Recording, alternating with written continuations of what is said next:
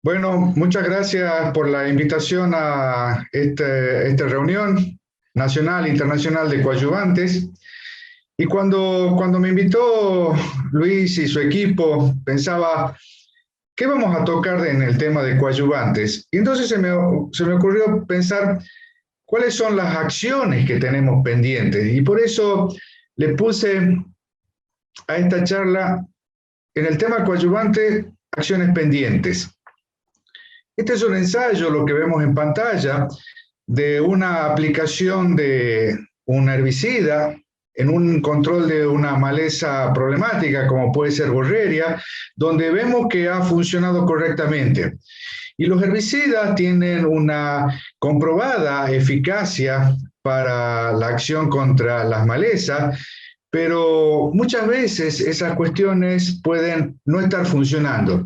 Y cuando hablamos de si funciona o no funciona, se me ocurrió recordar una encuesta que se hizo en los Estados Unidos, considerando a 187 productores, a los cuales se les consultaba cuáles son los problemas que tienen en el manejo de malezas difíciles, y podía decir ninguno, no tengo problemas o no tengo información que usar, o el problema es la tecnología disponible, que uso las mejores estrategias y no funcionan, o el tiempo, que no tengo tiempo para invertir en un programa de malezas difíciles, o no tengo dinero para invertir en un programa de malezas difíciles. Y lo que respondían los productores de los Estados Unidos era que su principal dificultad era que usaban los mejores productos o las mejores estrategias y esto no resultaba, ¿no? Entonces, ¿por qué si el producto tiene una probada eficacia, dónde estamos fallando en el manejo? Un ayudante, un coadyuvante, puede cumplir una serie de funciones, son numerosísimas las funciones que va a cumplir un aditivo o un coadyuvante en el tema de aplicaciones. Por ejemplo, una de las acciones sería mejorar el mezclado y podemos empezar a pensarnos, a preguntarnos cuántas veces hemos visto una situación de este tipo, ¿no? Una formación como un tipo mayonesa dentro del tanque, vemos los filtros totalmente tapados, ¿no? ¿Cuántas veces vimos esto? Y muchas veces cuando a nosotros nos preguntan, ¿son compatibles o incompatibles las mezclas? Bueno, a veces no está todo probado y entonces tenemos que empezar a pensar de hacerlo en pequeñas proporciones. Y cuando decimos en pequeñas proporciones, lo que estamos viendo es una proporcionalidad considerando un volumen de aplicación de 50 litros. Lo que vemos a la izquierda es una mezcla de glifosato con fomesafen, una mezcla que hoy es común en el sentido de la problemática, por ejemplo, de tener un yuyo colorado resistente a glifosato. Y fíjense lo que estaba mostrando en el círculo, es todo un precipitado que se ha formado en esa mezcla, ¿no? A la derecha tenemos una mezcla no una mezcla de tanque, sino una mezcla realizada en el laboratorio, también de glifosato con fomesafen, donde no vemos una precipitación. Entonces quiere decir que la mezcla es factible, ya sea que se ha logrado en un laboratorio o podemos empezar a pensar en ese slide anterior de cómo podríamos ayudar a la mezcla con los coadyuvantes. Acá a la izquierda lo que estamos viendo es un precipitado de atracina, también por el agregado de glifosato. A la derecha lo que vemos es una mezcla también de incompatible. Y entonces empezamos al laboratorio a tratar de jugar con coadyuvantes y cuáles serían las dosis más apropiadas de los coadyuvantes, ¿no? Acá vemos, por ejemplo, una mezcla a la izquierda de glifosato con sal monoamónica y a la derecha un glifosato con sal potásica, ¿no? En general, siempre estamos pensando que las sales potásicas son las que habría que prestarle un poquito más de atención, ¿no? Ya tenemos los ejemplos de las mezclas de esto con 2,4-D. Sin embargo, en este caso, el que produjo un precipitado mucho más importante fue una sal monoamónica sólida en su mezcla con fomesafen. Entonces, lo que hicimos después a esas mezclas fue en el tanque, es decir, en los 50 litros que estamos digamos, llevado a escala, en la figura de la sal monoamónica que me producía un precipitado, pero le agregamos un coadyuvante. El coadyuvante que hemos agregado en este caso es un alcohol etoxilado. Si pudiésemos dar marca, bueno, es un producto de Nova, por ejemplo, pero no quiere decir que es el único, ¿no? Sino que, bueno, en este caso lo que estamos mostrando de ejemplo es, fíjense lo que vemos en el color del caldo, ¿no? El color del caldo es mucho más transparente en el que pusimos el coadyuvante versus el que no tiene el coadyuvante. Y el precipitado es mucho más importante, como podemos ver acá, el precipitado con el agregado del fomesafen es mucho más importante si no le agregamos coadyuvante. Acá, sin embargo, vemos sustancias sólidas, es decir, que lo que también tendríamos que empezar a jugar es qué pasaría si le empezamos a ajustar la dosis, ¿no? Porque esto es exploratorio y por eso el título de mi charla es cuáles son las acciones pendientes, ¿no? Entonces, empezar a jugar con todo el tipo de coadyuvantes que tenemos en el mercado, cuáles son las dosis para que logremos un efecto deseado. Luego, en estas mismas que veíamos recién, le agregamos en el segundo caso el coadyuvante.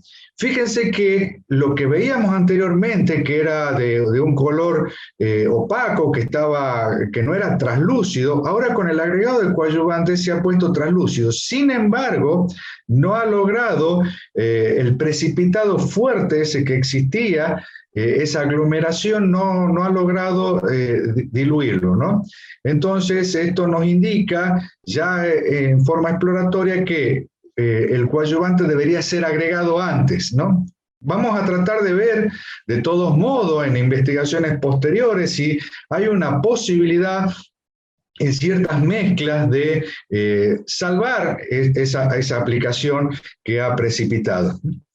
En este caso sería sal monoamónica con coadyuvantes y sin coadyuvante a la izquierda, con coadyuvante a la derecha, de una mezcla de fomesafen, pero que está como concentrado emulsionable. Vemos que no se produce un precipitado y esto es porque en el concentrado emulsionable, el fomesafen, que ya no está como una solución líquida, sino que está diluido en un solvente orgánico y puesto como un concentrado emulsionable, el fomesafen no está en contacto con el glifosato porque está dentro del glóbulo. Entonces no se produce un precipitado. Sin embargo, fíjense si se puede notar la diferencia de color, siendo el que tiene coadyuvante, que está a la derecha, un caldo, una mezcla mucho más translúcida, lo que podría estar indicando que el coadyuvante en este caso ha estado actuando también como un emulgente que va a hacer que el glóbulo sea más chico, con lo cual va a ser también más estable y está haciendo más translúcida el caldo que estamos aplicando. Esto sería distintas formulaciones, por ejemplo, en este caso atracina, que puede venir como una suspensión concentrada o un gránulo dispersable, y fíjense el tamaño de gránulo. Entonces, de por sí ya partimos con una formulación distinta, con un tamaño de glóbulo de partícula diferente. ¿Sí? ¿Y qué pasa cuando a esa formulación le agregamos glifosato? ¿Sí?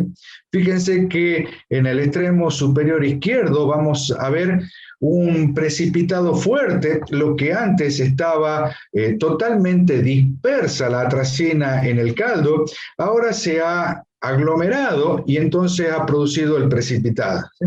Ese precipitado lo podemos ver en muy poca magnitud en el gráfico, en la foto de la inferior derecha, donde teníamos una atracina formulada como un gránulo dispersable. ¿Sí? Tratamos de ver si sin el glifosato, pero trabajando con aguas ácidas pasaba lo mismo, y pasa algo muy similar. Fíjense que es la misma atracina y en el campo en la foto de la parte inferior derecha, vamos a ver que se empieza a ver más translúcido, y eso es porque empieza a haber cierto precipitado cuando le agregamos una dosis un poquito más alta de ácido, es decir, que estamos acidificando un poco más el caldo. ¿Por qué pasa esto? Bueno, los surfactantes, los tensioactivos, ¿no es cierto? Surfactante es una conjunción de tres palabras del inglés, que es surface active agent, es decir, que son agentes activos de superficie. Tienen una parte hidrofílica y una parte lipofílica. Un dispersante sería, dentro de lo que son los tensioactivos, tiene una parte lipofílica y una parte hidrofílica, y esa parte hidrofílica se va a disociar dejando una carga negativa. ¿Dónde vamos a usar un dispersante? Un dispersante lo vamos a usar en aquellas formulaciones que tienen que ser suspendibles, es decir, en un polvo mojable, en un gránulo dispersable o en una suspensión concentrada. ¿Qué hace el dispersante? El dispersante, vamos a tener que la partícula sólida está formada por un ingrediente activo y un vehículo, y el dispersante lo que hace es fijar su porción lipofílica en el ingrediente activo con el vehículo, que es insoluble en agua, y en el extremo que queda libre va a ser soluble en agua y se disocia formando un ácido, es decir, que quedando con una carga negativa. Cuando las partículas tienden a coalescer por su fuerza gravitatoria, ¿no es cierto?, por su poder de atracción, las cargas negativas las van a repeler, haciendo que se mantenga dispersa esas partículas sólidas. Cuando nosotros estamos acidificando el agua, lo que está pasando es que, debido al pKa de la sustancia, ese ácido va a quedar como una molécula y entonces ya no se repelen, y ahí es donde el producto flocula. Lo que tenemos que empezar a ver es qué sustancias podemos agregar como coadyuvantes para que mejore el mezclado dentro del tanque. Sin embargo, dentro de todas las otras funciones, porque son muchísimas las funciones que no podríamos en este tiempo que disponemos a tratarlas a todas, pero por ejemplo el tema de la absorción, ¿sí?, de la penetración dentro de la planta. Y si nos referimos a la penetración dentro de la planta, vamos a ver que hay una penetración de sustancias polares y una penetración de sustancias apolares. Esto fue lo que plantearon Klingman y Aston. Y entonces, cuando empezamos a ver el flujo difusivo, dentro del flujo difusivo, que sería el coeficiente de partición, temperatura, la viscosidad de la cutícula, el espesor de la cutícula, la tortuosidad del camino, el radio de la molécula, vamos a ver que la importancia que tiene ese coeficiente de partición, que es la lipoficidad del producto. La lipoficidad del producto posiblemente no la podamos cambiar, y entonces, por ejemplo, este es el tratamiento de un quenopodium con Benazolim, con un surfactante no iónico, es decir, que lo único que está haciendo ese surfactante es disminuir la tensión superficial, romper esas fuerzas de Van der Waals que hacen que la gota sea redonda y entonces van a ser una gota más aplanada. Sin embargo, a los 20 días vemos un control parcial de quenopodium. Ahora, cuando ese quenopodium, y fíjense que estamos trabajando con tamaño muy pasado, ¿no es cierto? Esto es en un cultivo de garbanzo, hicimos una aplicación de Benazolim con un coadyuvante que tiene una mezcla de una parte aceite y una parte siliconada. La parte siliconada sería la que está cumpliendo la función de humectación, es decir, la función de romper las tensiones superficiales de la gota de agua, mientras que el aceite está cumpliendo una función de penetración por su lipoficidad, ¿no? Y fíjense que a los 4 días ya está todo el quenopodium, que a pesar de tener un tamaño no apropiado para el control, ha demostrado un control mucho más eficiente, ¿sí? Es decir que los coadyuvantes me van a dar la posibilidad de mejorar la penetración, ¿sí? Esto sería el caso de un cloris, también de pasado de tamaño, donde se hizo una mezcla que nosotros consideramos una mezcla sinérgica para controlar cloris, sobre todo cuando están un poco pasados de tamaño, que sería la mezcla de glifos con cletodin. Le hemos agregado aceite como penetrante, pero además, como el cletodin, como los graminicidas son ácidos débiles, necesitan aguas ácidas, y entonces le agregamos sulfato de amonio. Quedaría también para probar si solamente es por la acidificación del agua o también está contribuyendo el sulfato de amonio en su característica, en su fracción de amonio, en la penetración del producto, ¿sí? Es decir, que también tendríamos que empezar a ver si trabajando solo con aguas ácidas tenemos el mismo efecto, debido a que el cletodín, si no es un agua ácida, se disociaría y entonces dificultaría su difusión a través de la cutícula. Este sería el control, fíjense la eficacia aún a ese tamaño de maleza.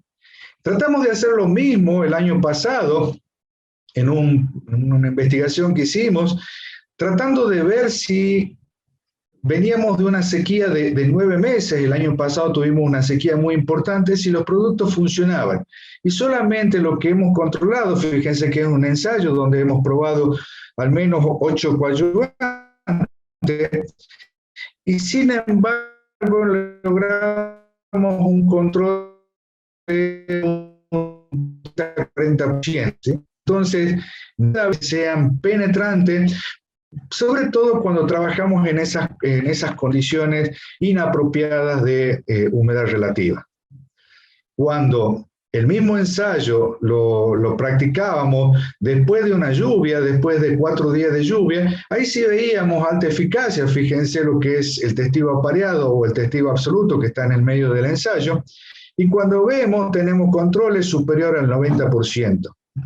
Y si fuese el aceite, son todos los aceites iguales y seguramente no todos los aceites son iguales. Y vamos a tener aceites que tienen un elevado contenido de emulsionante. Y fíjense que la mezcla de ese aceite que lo tengo a la derecha, lo puse en agua y forma una emulsión homogénea durante bastante tiempo debido a su alto contenido de emulsionante. Cuando el emulsionante empieza a bajar, cuando tenemos aceite con menor contenido de emulsionante, fíjense que ya se empieza a poner más translúcido en la parte inferior, es porque se empieza a separar la fase o en algunos casos romper la emulsión.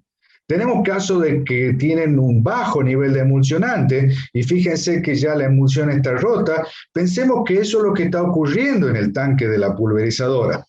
Entonces, no todos los aceites son iguales y entonces deberíamos tratar de trabajar con aceites con un buen contenido de emulsionante, ¿sí? Esto ya directamente no tiene palabras. El sistema granario, por ejemplo, en la Argentina es muy amplio, con condiciones ambientales muy disímiles. Fíjense lo que serían las isotermas, las isoietas, es decir, que las condiciones de temperatura o de humedad que podemos tener son muy variables. Sin embargo, y esto le agradezco a Lucas la contribución,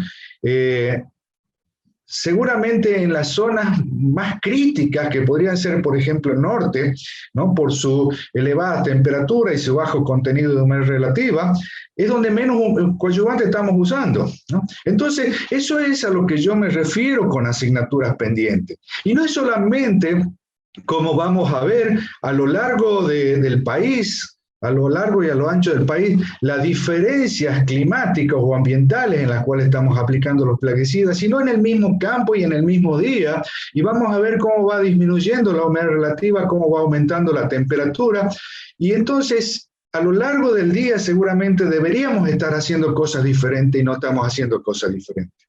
Las asignaturas pendientes, que como traté de llamar a esta presentación, viene de muchos lados. Viene en principio de nosotros, lo que hacemos investigación, que por ejemplo, que posiblemente nos hayamos quedado simplemente en el desarrollo de eficacia de los productos.